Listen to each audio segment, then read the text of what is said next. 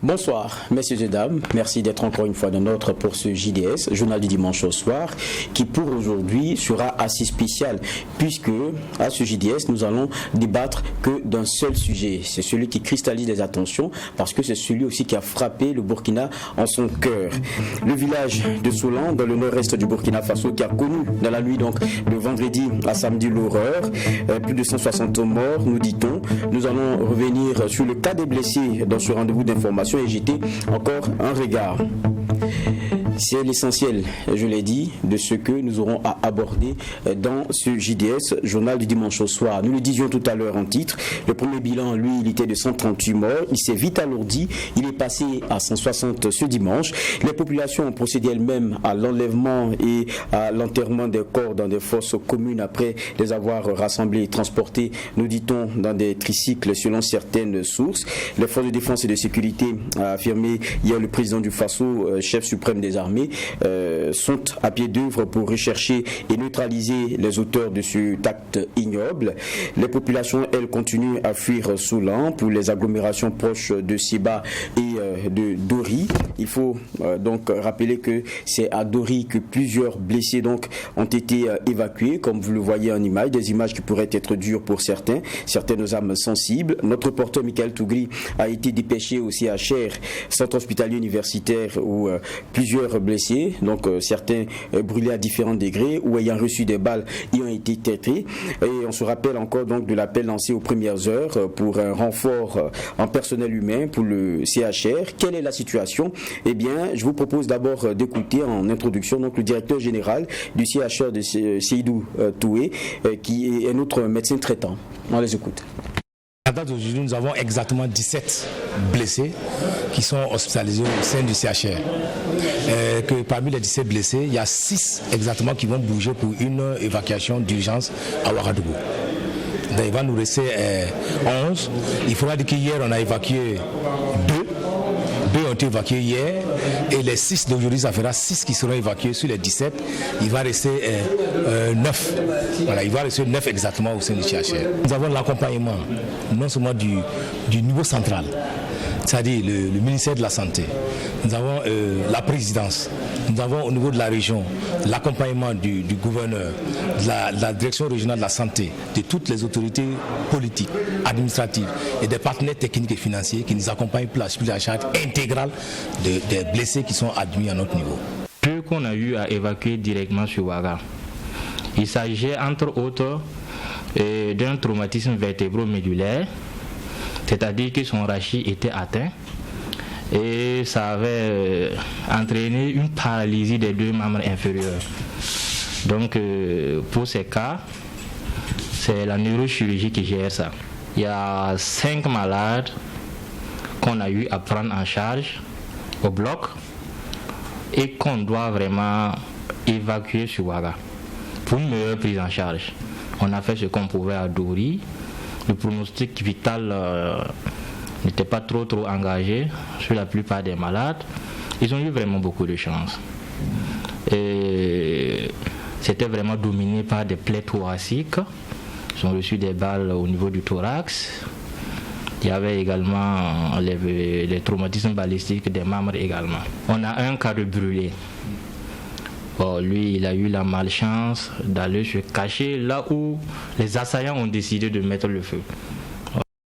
Le point donc que nous avions au CHR, centre hospitalier régional de Dori, avec donc Seydou Toué, qui est le directeur général, et puis un médecin soignant. Il faut dire que les hommes qui ont attaqué le village l'ont fait avec une rare barbarie. Je vous propose d'ailleurs d'écouter l'un des parents de victimes.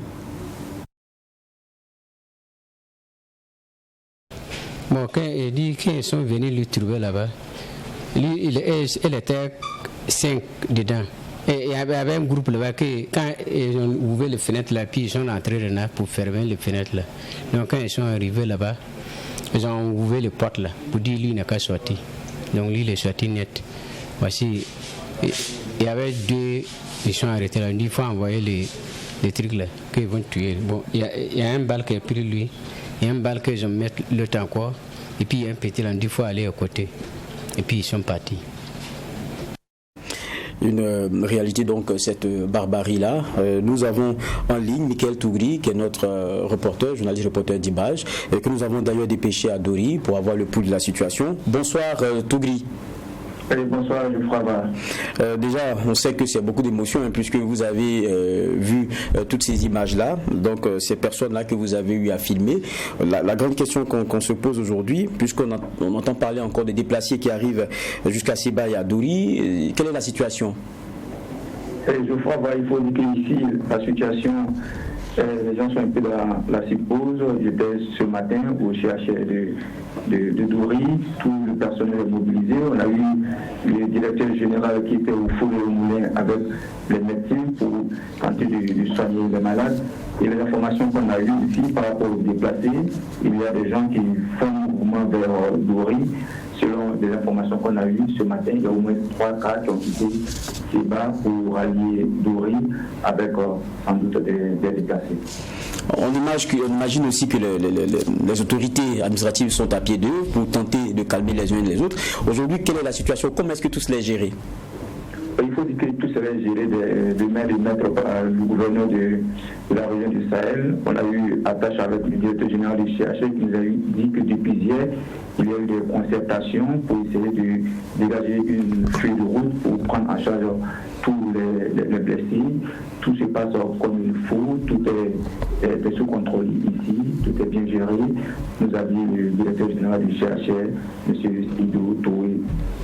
Et justement, comment les populations se sentent? Parce que, quoi qu'on dise, c'est à seulement une centaine de kilomètres. Vous êtes à Dori, c'est vrai. Et puis, les informations, elles vont très vite. Et puis, on a aussi ces informations qui ne sont pas vraiment forcément vraies, qui circulent. Et quelle est aujourd'hui, on va dire, c'est de la honte, c'est de l'angoisse, c'est des espoirs. Comment se porte cette population-là? Oui, je crois qu'il faut le dire ici, c'est la peur, parce que lorsqu'on essaie de voir l'actualité dans la zone du Sahel, presque tout le village, presque toute la zone est touchée par les attaques terroristes. Pour l'heure, seule la ville de Dori n'a pas encore été attaquée, et on souhaite que la ville ne soit jamais attaquée. On a vu Seba, c'est 100 km de Dori, et ça, c'est pas loin. Peut-être que c'est la route qui n'est pas en bon état, sinon c'est pas Dori, c'est juste 100 km, pas trop loin. Il y a eu des informations qui ont circulé ce matin, notamment des informations faisant croire qu'un minibus a été arrêté sur l'axe Dori-Seba, où les passagers ont été exécutés. Dieu merci au gouverneur de la région du Sahel a sorti un communiqué pour démentir cette information. Une information démentie aussi par le chef d'état-major général des armées qui a fait un communiqué aussi. Il faut que toutes ces informations ne créent pas la sérénité ici à Dori, les gens ont peu peur. Et ici, il y a famille aussi à Dori qui ont pu visiter, qui ont perdu leurs parents, c'est comme cette famille, dont le jeune homme de 18 ans qui était un orpailleur après une balle, il faisait partie des premières victimes des attaques terroristes qui ont débuté depuis 4 h du matin à Solan. Merci bien Michael Tougri. Je rappelle que vous êtes à Dori et puis vous allez y rester puisque demain il y a un point de presse qui est attendu sur la situation. Merci. Oui, c'est l'information qu'on a. D'accord. Merci bien Michael Tougri. Et on revient donc sur ce plateau. Nous le disions, la situation elle est donc connue. Les populations continuent donc de fuir Solan pour les agglomérations proches, donc Seba et Dori, comme nous confirmait tout à l'heure notre envoyé sur place. Et autant le dire, la situation est encore volatile dans la zone malgré l'annonce d'opérations militaires. Et pourtant, rien qu'en mi-mai dernier, une visite du ministre de la Défense à Seba et des membres de la hiérarchie militaire avait rassuré quelque peu. Les réactions aujourd'hui sont partagées entre indignation, espoir et questionnement. Et c'est d'ailleurs ce dernier volet, celui questionnement, que nous allons nous faire fort d'établir sur ce plateau, et ce avec des invités que je m'en vais vous présenter. D'abord, le docteur Jacob Yarabatoula. Il est enseignant-chercheur à l'université de Ouaga 1 pour ce professeur Joseph Kizerbo. Bonsoir professeur. Docteur, et merci d'être là. Merci. Deuxième invité que nous présentons, Bernard Bougma, qui est journaliste, chef de desk politique à Watt FM et True TV. Bonsoir Bernard. Bonsoir chef. Et nous sommes aussi avec Ali Nana, qui est coordonnateur du MRP, entendez, Mouvement pour la résistance populaire, qui travaille aux côtés des FDS dans cette obligation de sécuriser ce pays. Bonsoir Nana et merci d'être là. Bonsoir. Donc voici donc le parterre d'invités que j'ai pour aborder ce sujet qui nous tient vraiment à cœur. Tout à l'heure, nous parlions des informations qui fusaient un peu de toutes parts. C'est pour cela qu'en introduction dans ce JDS, journal du dimanche au soir, on a commencé et voulu partager d'abord des faits. Donc avoir d'abord les images de ces blessés, des témoignages, pour savoir ce qui est, parce que beaucoup d'informations ont fusé en ces quelques heures-là. Et lesquelles, parmi, on a eu des démentis, le disait tout à l'heure Michael Tougri, et je me retourne vers Bernard, qui lui est chef de desk, donc journaliste. On est dans une situation où le plus important, ça serait d'abord la bonne nouvelle à partager, parce que ça rassurerait, ça c'est d'abord le plus important, mais c'est même nous, médias, qui avons été le relais de fake news. C'est difficile à comprendre. Oui, là on est tombé dans le panneau, mais c'est une colle que vous m'étendez, parce que c'est une critique. La théorie du serpent qui se mord la queue. Effectivement, nous sommes dans une situation où la manipulation est à chaque étape de cette situation, parce que la manipulation fait partie également de l'arme des terroristes, la désinformation, l'intoxication, tout cela font partie des stratégies de la communication des leaders terroristes pour pouvoir ajouter de la terreur à la terreur. Donc en réalité aussi c'est cette arme-là psychologique, cette autre arme de la guerre, effectivement, que ces personnes-là, ces officines savent bien utiliser et manipuler à souhait. Et du reste, ce n'est pas la première fois que des médias effectivement ont été induits en erreur dans une telle situation. Je le dis parce que je fais partie de ceux que le CSC avait auditionné en 2017 par rapport effectivement à des forces d'information. Heureusement, nous avons été cités à tort devant le CSC, mais on y était également avec d'autres médias qui avaient été cités à raison, parce que qui avaient aussi fait le relais de forces d'information, curieusement sur la base de personnes qui y sont et qui disent être témoins de la scène au moment où effectivement les choses se déroulaient.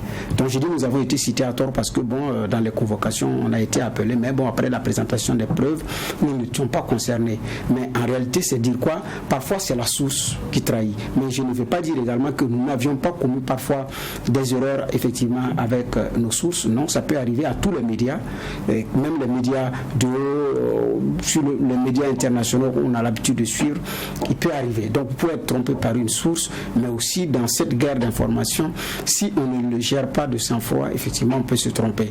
Malheureusement, le public d'ailleurs, ce qui est curieux, est friand de ce genre d'informations, parce que ça a été partagé à profusion, et même quand le démenti de l'état-major de l'armée est sorti, moi personnellement cet après-midi, j'ai eu de la peine à convaincre certains que c'était une fausse information. Ces personnes étaient convaincues que les choses ont eu lieu et que l'armée tente de cacher. J'ai dit non, l'armée ne peut pas tenter de cacher un fait qui a effectivement eu lieu.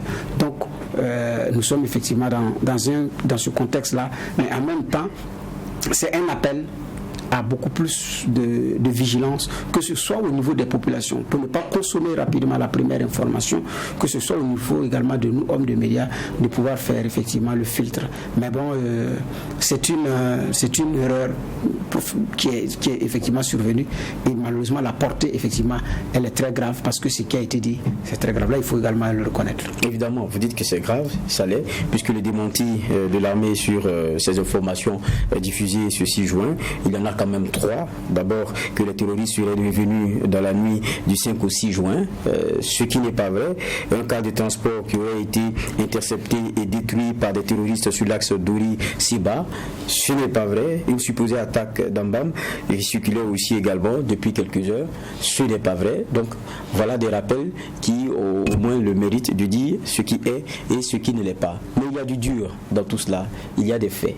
Il y a que des Burkinabés ont subi ou continuent de subir ce que nous avons vu. Des centaines sont mortes, je le disais, plus d'une centaine. Et hier seulement, c'était l'inhumation dans des fosses communes.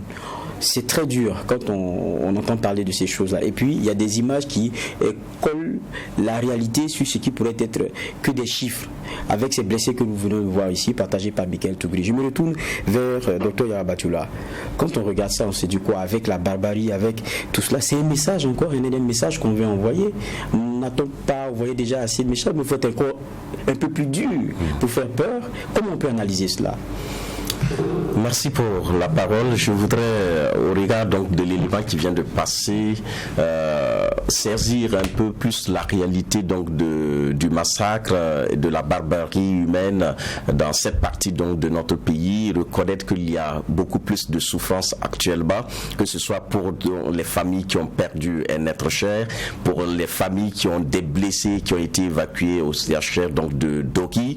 Donc il y a de la souffrance dans l'air, il y a de la souffrance qui se gère par les familles assistées par l'autorité administrative régionale. Et ça, il faut dire bon courage à l'ensemble donc du personnel soignant et à toutes les autorités donc de tout mettre en œuvre pour que nous n'ayons pas encore donc des victimes au nombre donc de celles que nous avons déjà, et voilà, et tout ce qu'elles ces autorités peuvent faire pour que nous ayons donc des survivants, des gens qui pourront reprendre goût à notre pays, voilà, qu'ils puissent véritablement y arriver. Donc quand on regarde un peu la gravité donc des tueries jusqu'à ce qu'on ait par exemple des fosses communes pour enterrer donc toutes ces personnes là, on peut se dire que c'est véritablement un signal. Voilà, peut-être que ces terroristes encore envoient pour le dire combien ils sont là, combien ils sont encore puissants, combien ils sont déterminés peut-être à nous faire donc du tort et à nous endeuiller tous les jours. Peut-être que c'est pour peut-être nous rappeler que la guerre est loin d'être finie, voilà, mais on le savait déjà, on le comprenait déjà. Maintenant, comment est-ce qu'on peut expliquer ce niveau donc de violence, voilà, et ce niveau de violence ne peut vraiment pas s'expliquer quand on sait que des enfants, des femmes, des gens qui sont allés surprendre justement toute une population, peut-être endormie et qui attendaient le petit matin pour retourner à leurs activités économiques et pour gagner leur pain au quotidien. Donc quand on regarde tout cela, on se dit c'est une grosse lâcheté donc de la part donc de ces gars-là, et ils ne sont pas venus nous faire cadeau, ils sont venus peut-être se venger, ils sont venus peut-être s'exprimer d'une autre façon pour que nous puissions peut-être prendre conscience qu'ils sont toujours là et qu'ils sont prêts à nous embêter juste encore pour longtemps. Parce que quand on se souvient que les autorités y étaient il n'y a pas peut-être même pas un mois, et qu'à l'issue de tout cela, il donne de la voix, voilà, c'est vraiment un type donc de sabotage donc de notre cohésion, de notre recherche donc de quiétude. Et je pense que tout cela rassemblé avec tout ce que nous avons vu grâce à votre reporter nous permet donc de repenser justement ces 3 jours de deuil. Voilà, toutes ces personnes qui sont souffrantes et qui sont endeuillées, nous pensons que ces 3 jours également devraient nous permettre donc d'avoir une grosse pensée pour ces familles-là, pour cette région, pour cette commune, et faire en sorte que nous sortions donc de ce temps de deuil avec donc des résolutions, avec des mesures qui soient capables donc de nous rassurer et de fortifier justement le sentiment général donc des populations. Et je crois que c'est l'enjeu comme cela. Comment est-ce qu'on peut rassurer? Et quand vous prenez l'exemple, à la suite de ce que vous m'avez dit, quand vous prenez l'exemple donc du communiqué qui est sorti, voilà, et de l'état-major donc des armées, quand vous prenez donc ce communiqué et tout de suite on dit bon, ce n'est plus vrai ce qui était dit, voilà. Donc tout cela, moi, ça me pose de plus en plus donc des problèmes par rapport justement à comment nous gérons tout cela. Nous savons beaucoup de choses depuis que les attaques ont commencé en 2016. Nous savons depuis donc 2016 les différents modes opératoires. Comment nous avons réagi à ces différents modes opératoires. Nous savons que chaque fois qu'il y a une attaque, on cherche donc à susciter l'émoi. Comment nous gérons maintenant chaque fois qu'il y a une attaque, comment nous anticipons sur justement la recherche donc de créer une émotion extrême. Voilà, comment nous réagissons. Nous savons également que quand il y a une attaque donc d'envergure, voilà, le statut donc de ceux qui sont tués donc contribue à créer l'émoi. Quand on a communiqué, on a dit que des enfants, des femmes et tout cela. Donc la notion même d'enfant qui a été glissée justement dans voilà, ça crée justement une grande émotion parce qu'on se dit, voici des gens qui sont allés non seulement brûler, saccager, piller, mais ils ont aussi tué et ils ont tué des enfants. Donc tout cela contribue à créer une grosse émotion. Voilà, nous le savons chaque fois qu'il y a une attaque. Et chaque fois qu'il y a une attaque, le statut donc de ceux qui sont morts crée davantage donc de l'émotion. Est-ce des expatriés? Est-ce donc des maires donc de communes? Tout cela participe. Comment nous réagissons à cela? Nous savons aussi que chaque fois qu'il y a ce type d'attaque, après, il y a encore donc une construction de messages parallèles qui augmentent justement l'émoi. Et ça, on le sait depuis 2016. Chaque fois, on le sait, mais qu'est-ce qu'on fait pour justement anticiper ce type donc de situation? Nous savons aussi que quand il y a une attaque, l'opposition va sortir dire que le pouvoir gère mal. Comment on gère ça? Comment on gère la communication? Nous savons qu'il y a des communiqués qui vont sortir du gouvernement, mais ensuite aussi donc de l'armée. Comment on gère ces deux formes donc de niveau de communication? Moi, je pense que si on sait beaucoup de choses, maintenant, il faut traiter ces choses. Nous ne devons pas continuer à savoir des choses et à ne pas savoir comment faire. L'armée sort et communique pour dire que c'est démenti et autres. Mais c'est tellement simple de prouver aux gens que c'est pas vrai. Et que vous êtes sur le terrain en train donc de ratisser. Et il y a tellement de possibilités aujourd'hui pour le prouver sans même écrit. J'aurais souhaité qu'il passe à cette forme de communication que d'un écrit. On commencera peut-être tôt ou tard à ne plus même croire au message donc de ce corps-là si ça s'avérait faux par la suite. Donc il faut effectivement apprendre justement à communiquer. Et je crois aussi que le docteur Tamboura et les services de communication donc de l'armée pour ces crises-là, voilà, ils n'ont qu'à s'entendre et communiquer, faire une communication gouvernementale, ça suffira. Et il faut de plus en plus tisser donc cette confiance entre nous et eux. Voilà, parce que je pense que le gouvernement n'a pas communiqué sur ça parce qu'il pense qu'on ne va pas croire à ce qu'il dit.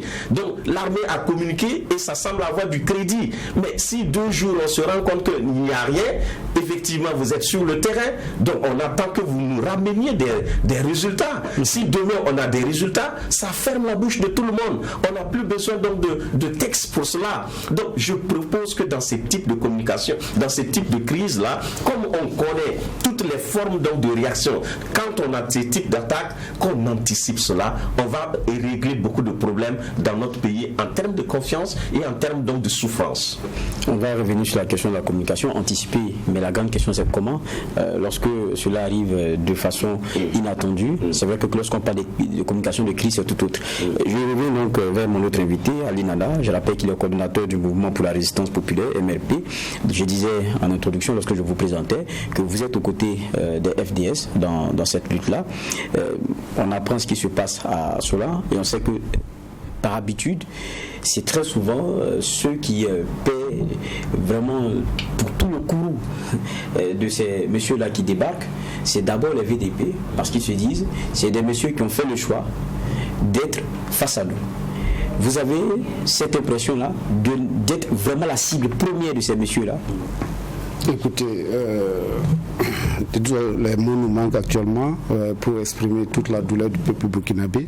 Et au nom de la coordination du mouvement pour la résistance populaire, nous nous inclinons effectivement devant la mémoire de tous ceux qui sont tombés dans cette guerre qui nous est imposée. Effectivement, depuis bientôt 72 heures, le peuple burkinabé est meurtri dans sa chair et dans son esprit, comme on le dit, au regard de ce qui s'est passé de l'autre côté. Et permettez-nous d'abord, nous souhaitons qu'au sortir effectivement de ces 72 heures de deuil, qu'il y ait une nouvelle orientation pour cette lutte-là, dans cette lutte contre le terrorisme. Parce qu'effectivement, comme l'a dit le docteur, au regard des faits et du reportage que nous venons de suivre, nous traînons les mêmes parts de 2015 jusqu'à aujourd'hui en matière d'intervention, en matière de communication, de cafouillage communicationnel. Parce qu'aujourd'hui, Bernard Bouma vient de le dire, que les Burkinabés ou les populations sont allergiques à ces... Mais c'est tout à fait normal. Le monde aujourd'hui est un village planétaire. Ce qui se passe aujourd'hui à Seba, à la seconde près, celui de Tanguy ou de Sassou est informé. tirer. On n'a pas besoin de radars, on n'a pas besoin d'autres drones. Donc, soyez-en sûrs que les Burkinabés, même demain, seront allergiques à tout ce qui va se passer de l'autre côté de leur territoire. Donc, nous déplorons effectivement ce cafouillage communicationnel.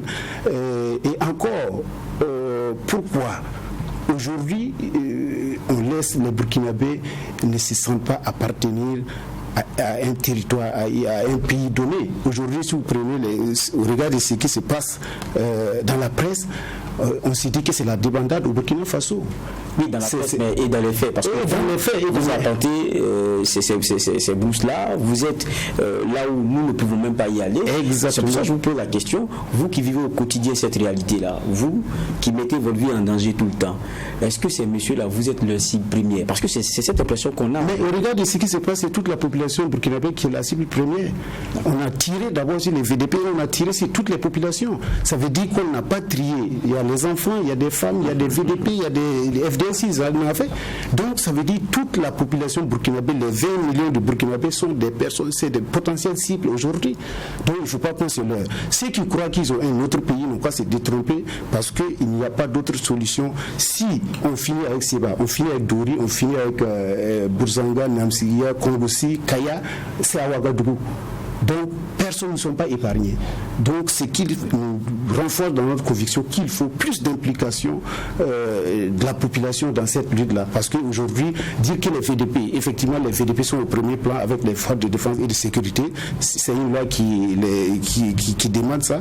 Donc, aujourd'hui, au-delà de ces VDP et de ces FDS, parce qu'au début, si vous avez vu l'historique des attaques, c'était d'abord les symboles étatiques, les gendarmeries, les écoles, les dispensaires et autres. Aujourd'hui, ils sont en perdition, ils sont en train d'attaquer, ils sont en train de tirer tout ce qui bouge, y compris les VDP, y compris les forces de défense et de sécurité, y compris les femmes qu'on épargnait de par le passé. Aujourd'hui, même les femmes dans certaines contrées du Burkina Faso ne peuvent plus aller chercher du bois, ne peuvent plus aller chercher de l'eau. Alors qu'auparavant, il y a de cela 2 mois, 3 mois, les femmes, on admettait que les femmes tournent et puis il n'y a pas de problème. On passait même par les femmes pour donner des messages au reste de la population, pour leur dire voici ce que nous demandons, voici ce que nous souhaitons. Mais aujourd'hui, ce n'est pas le cas. Donc, ça veut dire quoi? Ça veut dire que le phénomène a changé de stratégie. Ça veut dire que ce terrorisme-là du Burkina Faso est un terrorisme particulier qu'il faut traiter avec des règles particulières. Et c'est ce qui manque aujourd'hui aux autorités burkinabées. Et nous déplorons cet état de fait parce que nous avons passé tout notre temps à communiquer. Au niveau de la Grande Muette, au niveau des autorités politiques, au niveau des autorités coutumières, il faut de nouvelles approches. Et moi, je suis sûr qu'à l'issue des 72 heures de deuil, là, on va donner une nouvelle orientation à cette lutte contre le terrorisme. Parce que jusqu'à présent, les Burkinabés ne sont pas convaincus que le phénomène est réel. Beaucoup de Burkinabés dorment à Ouaga, ils ne savent pas que le phénomène est réel. Parce qu'ils ne sont pas touchés directement. Mais au regard de ce qui se passe, si dans un pays, vous enregistrez 170 morts ou plus, je crois qu'il n'y a plus de morts, il n'y a plus rien à dire. Il faut aller à l'offensive. L'offensive, c'est quoi? C'est de s'inspirer de ce qui s'est passé dans les autres pays. En matière de lutte, aujourd'hui, il n'y a pas de salut pour le Burkina Faso si ce n'est pas une implication forte et déterminante de la population. Voici pourquoi nous avons demandé à ce qu'on implique réellement. Une chose est de convaincre, une chose est de dire aux VDP, de recruter des VDP. Une autre chose aussi est de leur donner le maximum de moyens adaptés pour les permettre effectivement de faire le travail. Malheureusement, nous constatons que cela n'est pas une réalité. 80% des morts, des décès ou des assassinats de VDP sont liés au manque de moyens. Ça, je l'ai dit. Sont liés au manque de moyens, manque de munitions, manque d'armes adaptées, manque de stratégie, manque d'encadrement, tout. Donc ça, il faut avoir le courage de se le dire. Et j'invite le président du Faso aujourd'hui à prendre toute la mesure de la situation et de réorienter effectivement la lutte contre le terrorisme pour permettre aux Burkinabés de se sentir dans un pays qui est le Burkina Faso.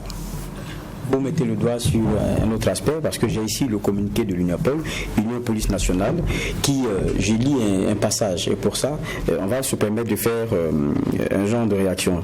Ils disent d'abord, parce qu'il y a une accalmie qui est avérée à un moment donné, mais il dit que cela corrobore la thèse que l'accalmie relative n'est qu'une stratégie, notamment pour ces personnes qui attaquent. C'est pourquoi nos forces doivent redoubler d'ardeur et de vigilance et ne pas se plier à l'agenda de l'agresseur qui est dans nos murs, et puis ce serait déployé sur bien de nouvelles zones. Ça, c'est, parce qu'ils parlent d'abord du renseignement, ils disent que ce serait déployé sur de nouvelles zones. Quelquefois ça fait débat, mais on va encore en discuter.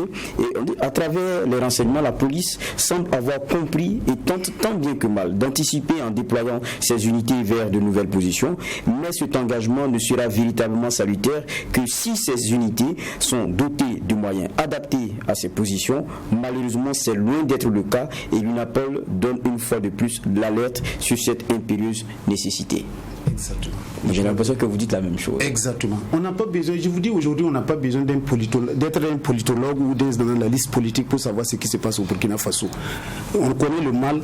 Ce qui nous importe aujourd'hui, c'est la thérapie. La thérapie, nous pouvons la concocter entre nous burkinabés. Nous avons la solution au phénomène burkinabé. Notre djihadisme n'est pas un djihadisme comme les autres. Ce n'est pas du terrorisme comme celui du Mali, de l'Algérie et autres. Nous pouvons gérer notre terrorisme. Ça, je vous l'ai dit aujourd'hui, au regard de beaucoup de faits et des réalités du terrain. Voilà. Il suffit simplement pour peu que les Burkinabés sachent regarder dans la même direction, que tous les Burkinabés aiment ce pays, que les Burkinabés aient une vision pour ce pays. Et je vous assure que nous allons arriver à bout de ce terrorisme. Nous savons, nous sommes sur le terrain, nous avons les échos, nous avons les informations. Beaucoup n'ont pas l'information, beaucoup sont à Ouagadougou, ils n'ont pas l'information. La chose n'est pas aussi compliquée que ça. Malheureusement, les terroristes du Burkina aujourd'hui profitent des failles et des réalités du terrain pour effectivement mettre les tentacules par. Vous êtes sur le terrain, vous dites que ce que l'UNAPOL dit est bien vrai. Il y a que ces hommes se déploient sur bien de nouvelles zones. Parce que le terme est très important. Mais à l'ouest, ce qui se passe entre la frontière du Burkina et puis la Côte d'Ivoire, c'est une nouvelle donne. Il n'y avait pas ça, ça a commencé vers le nord. Aujourd'hui, à l'ouest, on nous signe du mouvement de terroristes. Et c'est une réalité aujourd'hui. Et ça commence comme ça. Dieu seul sait comment ces gens-là sont en train de s'implanter partout. Imaginez si l'ouest, qui est considéré comme notre grenier, si l'ouest est infecté par ce phénomène-là, en plus du centre-nord, en plus de l'est, mais où nous en serons actuellement? D'accord. Ça veut dire qu'il n'y aura pas de pays. Je vais revenir vers docteur. Tout à l'heure, vous avez posé sur la table beaucoup d'éléments. Vous avez parlé de la communication, la question d'anticiper. Lui, il pose un problème qui est encore plus profond parce que communiquer, c'est donner à voir ce qui devrait être ou selon les objectifs qu'on veut. Mais le problème, même si on communique bien et que sur le terrain, en matière de stratégie, on n'a pas la bonne réponse, on aura beau enrober, ça sera que du simple vernis, on va gratter, ça ne va jamais donner autre chose que ce qui est au fond. Est-ce que c'est un problème de stratégie, de réorientation de notre réponse à ces attaques-là? Moi, je pense véritablement que comme c'est un phénomène qui nous est un peu venu comme cela, et qu'à partir d'un certain moment, on est obligé d'apprendre donc de nos erreurs, on peut dire qu'on construit notre stratégie à partir donc des exemples que nous vivons. Supposons qu'en 2015-2016, nous ayons eu une stratégie. Ensuite, après donc 2018, puisqu'on sait que 2018 est un autre virage donc du terrorisme au Burkina Faso. À partir de 2018, le front Est est ouvert. Qu'est-ce qu'on a encore imaginé comme stratégie? Vous avez vu donc les opérations au Tampouanou, Doufou, qui se sont donc une nouvelle forme donc de faire face. Ensuite, nous avons eu les engins explosifs qui ont commencé justement à miner, et Arbinda, Djibo ont été donc donc après cela, on a encore eu donc des formes donc de riposte, et on construit notre stratégie au fur et à mesure qu'on avance donc dans la connaissance donc du phénomène. Maintenant, quels sont les éléments qui ont le plus marqué? Quel est l'état donc de quel bilan on peut faire donc de chaque fois de tout ce qu'on a utilisé comme stratégie pour riposter ou bien pour gagner des victoires, jusqu'à ce que les VDP soient mis en place? Voilà, qu'est-ce qu'on peut faire comme bilan? Quand on fait ce bilan, on peut donc retenir ce qui est beaucoup plus efficace et laisser tomber ce qui est peut-être budgétivore et peut-être chronophage et qui ne donne pratiquement rien. Donc moi j'aurais souhaité que la date donc du 5 au 6, en fait cette période, l'attaque donc de Solan puisse être un marquage historique donc dans la lutte contre donc le terrorisme au Burkina. Qu'on puisse dire qu'à partir donc de l'attaque de Solan, voici donc les nouvelles orientations au regard de ce que nous avons déjà essayé. On peut le faire, on peut le penser, on peut donc réagir par rapport donc à tout cela et de façon froide, de façon responsable, de façon peut-être intelligente pour dire voilà tout ce qui a marché, ce qui n'a pas marché, voici ce que nous allons encore essayer. Donc je pense que le peuple peut donner, mettre sa confiance donc au gouvernement en se disant que nous apprenons de nos erreurs et nous construisons donc de nouvelles stratégies qui vont gagner. Nous avons donc des ressources humaines pour cela, nous avons peut-être des hommes formés pour cela. Avec l'appui de VDP, nous pouvons donc gérer un certain nombre donc d'urgences. Par contre, nous savons aussi que la lutte n'étant pas tout à fait militaire ou bien seulement militaire, nous avons donc d'autres pans de la réalité donc de ce combat qui devrait être sous forme donc qui devait être aussi en labo pour m'exprimer ici et qui devait sortir aussi donc de quoi, du dialogue possible avec certaines forces. Par exemple, le dialogue possible avec certaines forces, une chose, la collaboration donc dans l'espace G5 Sahel pouvait prendre une autre dimension. Par exemple, si l'attaque de Solan, on se rend compte que les éléments sont venus du Niger ou du Mali, on peut se dire bon, il n'y a pas eu d'informations partagées ou quoi.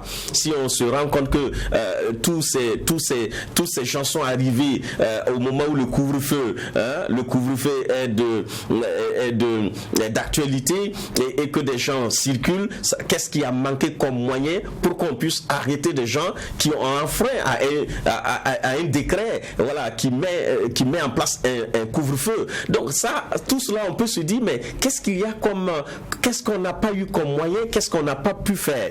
Parce que je me rends compte que de plus en plus, on prend les décisions, mais il y a du relâchement. Si vous instaurez un couvre-feu et qu'à 2h du matin, vous entendez donc des motos, qui circulent, ou bien des choses, qu'est-ce qu'on a comme réaction face à tout cela? Ça veut dire que on a le couvre-feu, mais il n'est pas respecté, mais il n'y a personne pour le faire respecter. Voilà. Dans d'autres pays, quand on met en place un dispositif, on choisit de faire quelque chose, vous voyez que les moyens sont tout de suite déployés. Donc nous, on prend les décisions, mais on n'a pas toujours ces moyens qui accompagnent la mise en œuvre. Et c'est peut-être aussi le cas pour le terrorisme, où nous savons que des choses doivent être faites et les moyens ne sont pas peut-être mis en œuvre pour le faire, ou encore nous avons donc perdu le sens donc de l'urgence ou de la priorité ou encore même voilà, est-ce que on n'a pas eu d'autres urgences à un moment donné qui ont affaibli justement l'urgence qui est la lutte contre le terrorisme au Burkina? D'accord. Bernard, moi je reviens vers vous. C'est vrai que nous n'avons pas forcément le regard puriste du militaire, ou donc pour pouvoir jauger les stratégies ou quoi que ce soit, mais je pense que pertinemment, il y a de façon logique des éléments qu'on peut apporter ou des questionnements qui peuvent être posés. On se dit que le ministre était à Seba il n'y a pas si longtemps, et quand on dit Seba cela, c'est combien? C'est une dizaine de kilomètres, 10-15 kilomètres. Bon, peut-être que les kilomètres ne sont pas de la portée militaire comme nous les civils ne le concevons, parce que quelquefois aussi il y a sur le chemin des blocages qui sont mis, des mines et tout, mais c'est difficile aussi à comprendre qu'il y a une population qui se fasse massacrer comme ça et que, bon, on n'est pas cette réaction rapide. Et c'est pas la première fois qu'on a ce type d'impression. Même pour des affrontements intercommunautaires comme on l'a vu à Yirgou, la question de la réaction, de la réactivité s'est encore posée. Est-ce qu'avec ce qui s'est passé à Solan, on n'est pas encore dans le même contexte? Justement, et c'est ça qui fait craindre d'ailleurs. Parce que Solan, Seba, c'est 15 km. La base militaire, selon nos informations, 13 km de Solan. C'est-à-dire que si les forces se déploient et si la route n'est pas bonne, en gros 30 minutes, ils y sont. En fonction du rythme, en fonction peut-être de l'état de la voie, quoi, maximum quand même. Mais là, il n'y a pas eu de réaction. Selon les informations que nous avons eues, les forces ne se sont pas déployées, craignant que les voies d'accès soient minées, donc peut-être aussi craignant aussi pour leur sécurité, puis je ne sais pas moi. C'est l'information principale en tout cas que nous avons reçue qui a fait que les forces n'ont pas bougé. Sinon, les alertes ont été données. Et avant même l'attaque, et pendant l'attaque, et pendant toute la durée de l'attaque, les alertes ont été répétées, mais les forces n'ont pas bougé parce qu'elles craignaient effectivement d'être également prises entre deux feux. Mais en même temps, quand l'armée fait son bilan hebdomadaire, on parle d'appui aérien qui a été apporté, on parle de frappe aérienne, mais là nous n'avons pas compris. Parce que d'abord ça a pris du temps. Alors l'hélico doit décoller d'où à où pour pouvoir effectivement intervenir. Qu'est-ce qui s'est passé? Et même mieux, une base militaire qui a une dizaine de kilomètres de la zone d'attaque, jusqu'à ce que l'attaque ait lieu, nos renseignements n'ont pas fonctionné, que nos forces soient alertées à l'avance et par anticipation prennent des mesures conservatoires. Toutes ces questions jusqu'à présent n'ont pas été effectivement vidées. J'étends un doute, un discrédit sur tout ce que nous avons pu voir. Et donc, un gouvernement qui sort pour donner les chiffres, mais c'est l'armée qui porte le démenti. Pourquoi est-ce que ce n'est pas le gouvernement qui apporte également le démenti et qu'on est obligé que l'armée elle-même dise que non, ce n'est pas vrai, qu'elle apporte un démenti. Mais elle ne nous dit pas pourquoi elle n'a pas bougé. Elle ne nous dit pas pourquoi elle n'a pas eu l'info. Est-ce qu'il y a eu manque de collaboration? Est-ce qu'elle a gardé les informations par devers elle? Ou qui de droit n'a pas transmis les informations? Ou le renseignement attend pour qu'elle aussi, dans une anticipation, puisse effectivement rentrer en action? Ça, l'armée n'a pas dit ça au peuple. Elle est plus préoccupée par le démenti de la désinformation plutôt que d'apporter effectivement des réponses aux questions essentielles qui sont posées. Parce que pour moi, ce sont des questions essentielles. Depuis que les attaques terroristes ont commencé, je pense que c'est le premier bilan le plus lourd, comment on appelle ça, enregistré au cours d'une seule attaque. Il y a eu des cas où la même journée il y a eu beaucoup de morts, mais ce sont des attaques combinées de plusieurs autres localités. Là, c'est une seule localité avec ce bilan. Et un détachement militaire installé à moins de 15 km. Donc il y a beaucoup, j'ai dit, des questions essentielles qui sont posées. Frileuse par rapport aux rumeurs, oui, mais sur les questions fondamentales, on n'a aucune réponse. Ali Nana veut vous dire pour réagir. Pour accompagner un peu ce que Bernard Bouma vient de dire, depuis 2018, il n'y a pas une attaque qui n'a pas été précédée d'alerte. Il y a toujours eu des alertes et les VDP fonctionnent dans ce sens. Il y a toujours eu des alertes. Maintenant, nous, ce que nous ne comprenons pas, c'est la riposte, le temps mis pour réagir. Jusqu'à aujourd'hui, le peuple burkinabé a l'impression que quelque chose est caché, qu'on ne lui dit pas la vérité. On a cette impression. Et vous qui êtes avec les FDS, vous vous posez aussi ces questions? Mais écoutez, les FDS sont des civils en tenue. C'est nos frères, en cause. Nous savons ce qui se passe dans l'esprit de ces gens-là. Mais c'est ça qui est inquiétant. Les gens ne savent pas ce qui se passe. Nous causons avec les forces de défense et de sécurité qui ont la volonté ferme de défendre ce pays-là. Malheureusement, beaucoup de choses se passent en bas.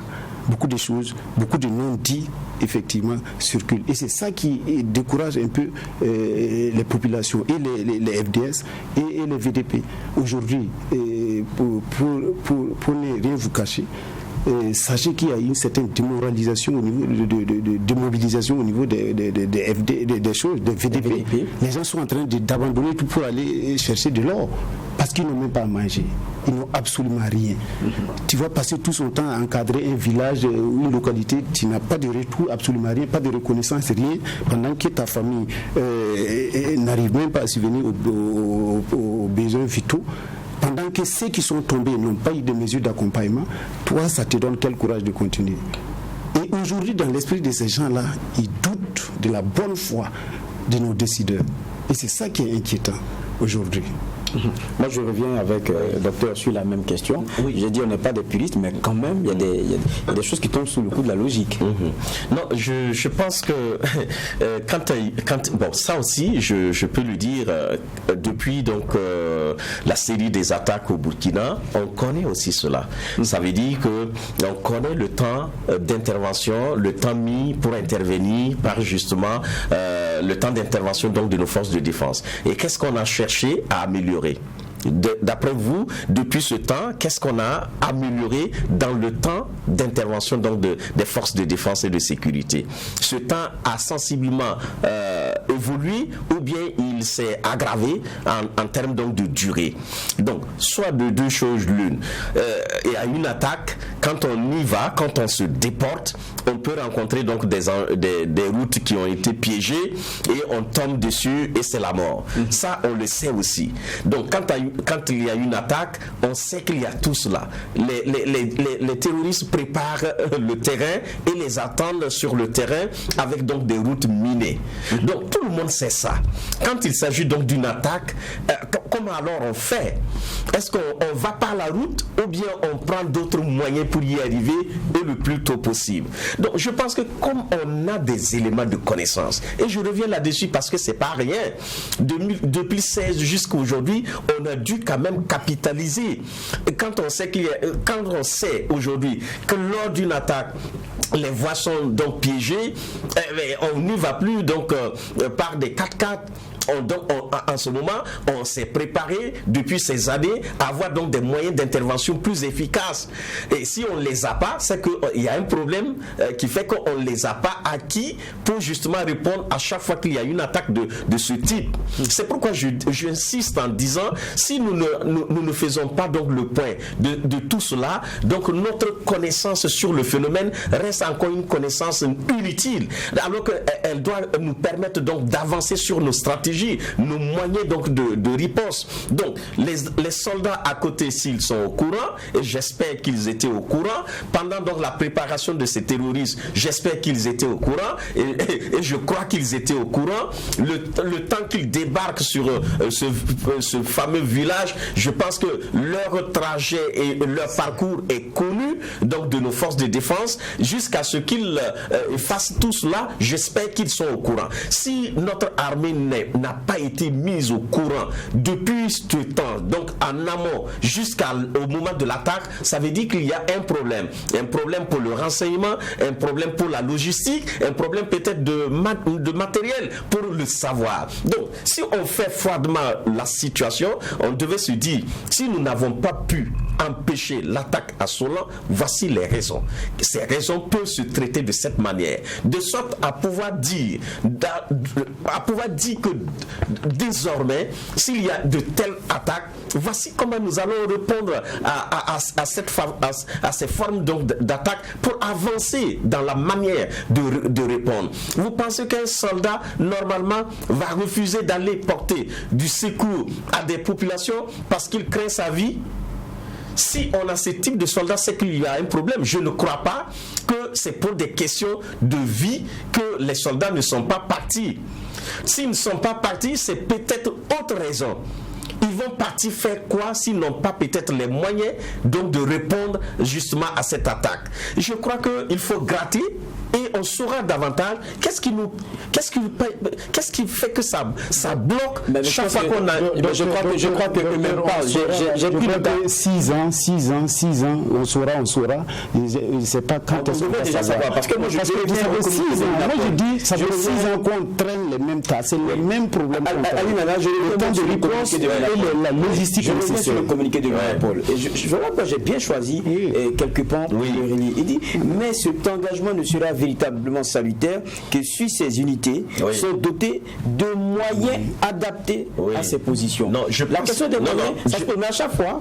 Quand on passe à l'Assemblée nationale, on nous dit voilà, on a augmenté le budget, on a augmenté ceci.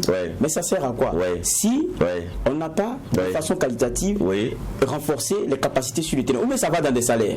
Bon, faut comprendre. Moi je crois que je ne sais pas, mais bon, je prends de la distance par rapport au communiqué. Ça émane d'un syndicat. Non, c'est l'INAPOL. C'est c'est quand même un syndicat.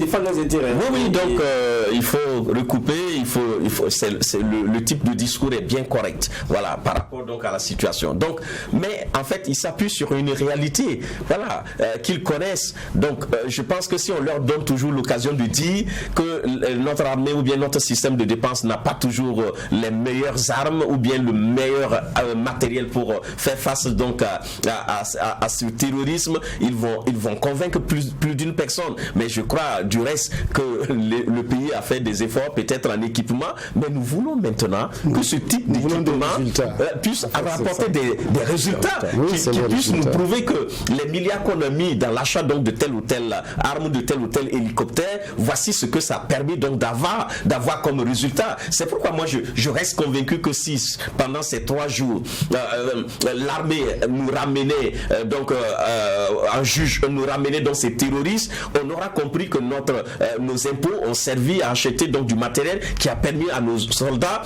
d'avoir des résultats. Et si ce n'est pas le cas, qu'ils puissent le dire.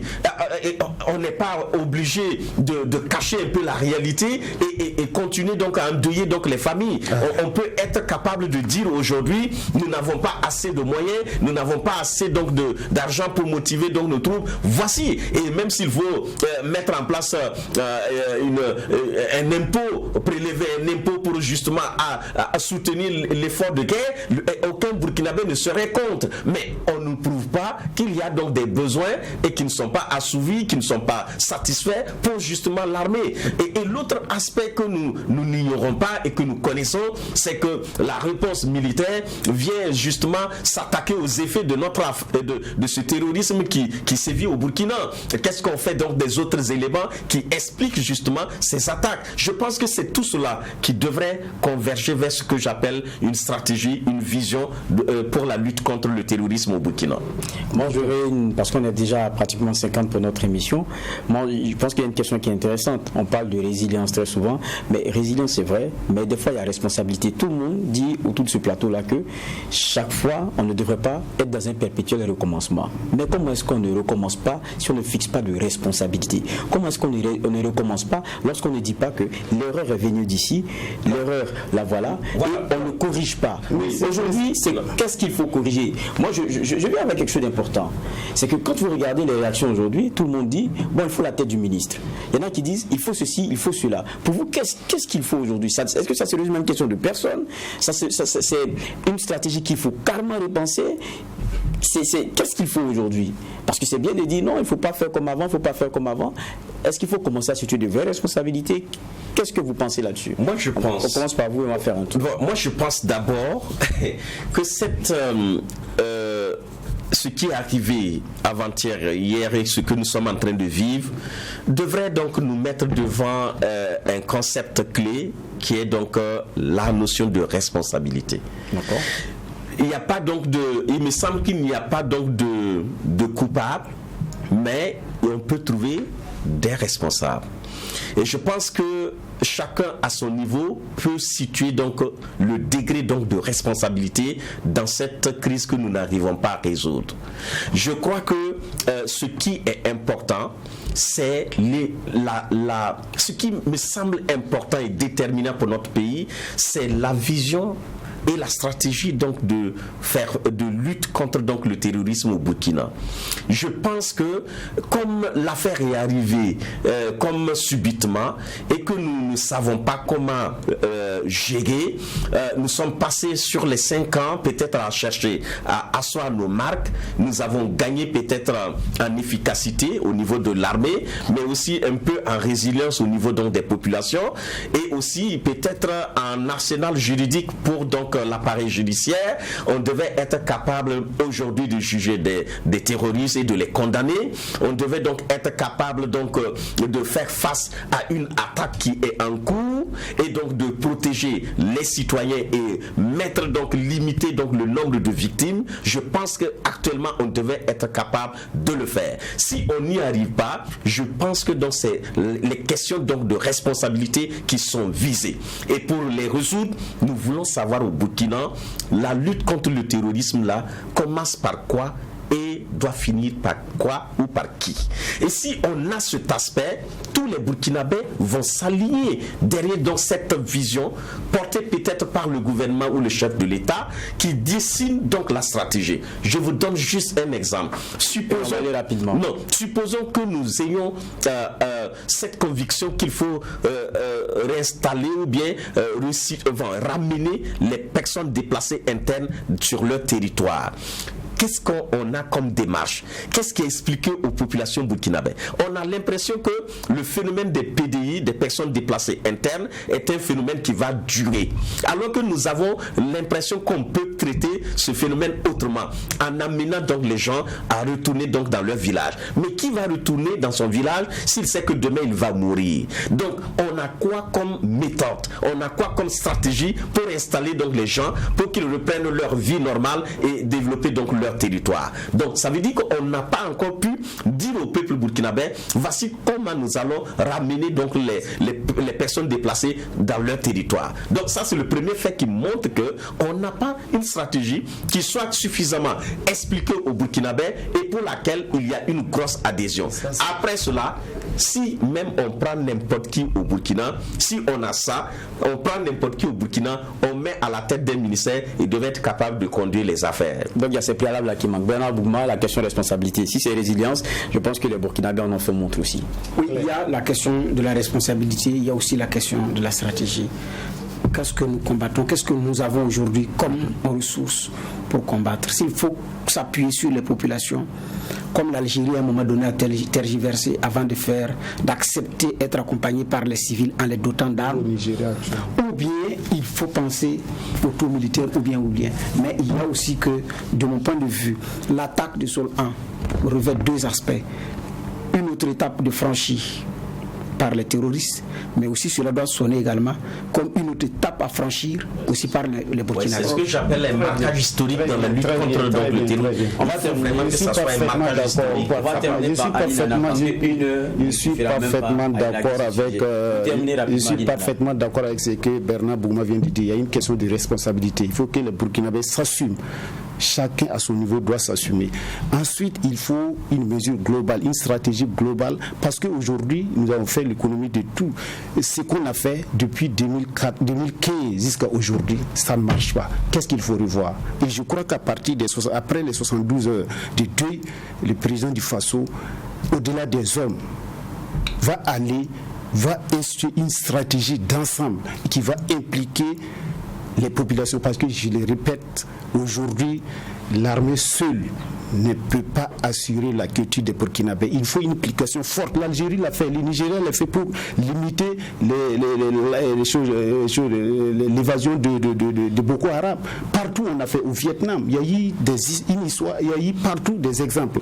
Aujourd'hui, le Burkina n'a pas de salut que d'impliquer la population dans la lutte contre le terrorisme. Merci bien. Et ça va avec le renforcement des moyens, des volontaires pour la défense de la patrie.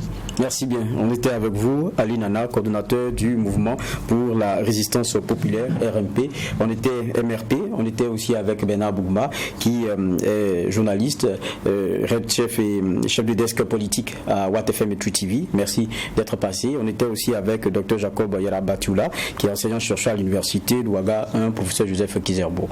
Merci à vous tous d'avoir accepté de jeter ce regard sur ce triste moment que traverse le Burkina Faso. Et ce qu'on pourrait souhaiter, c'est le meilleur pour ce pays. Et puis ayons aussi cette pensée pour les victimes, les parents de victimes et les blessés, parce qu'on les a vus en images en début de cette émission. Et j'ai dit, c'est pas que des chiffres quand on les entend, c'est des vies. Et ça, il faut le retenir. Merci d'avoir été des nôtres. On prend congé de vous. Et d'ici le dimanche prochain, portez-vous bien.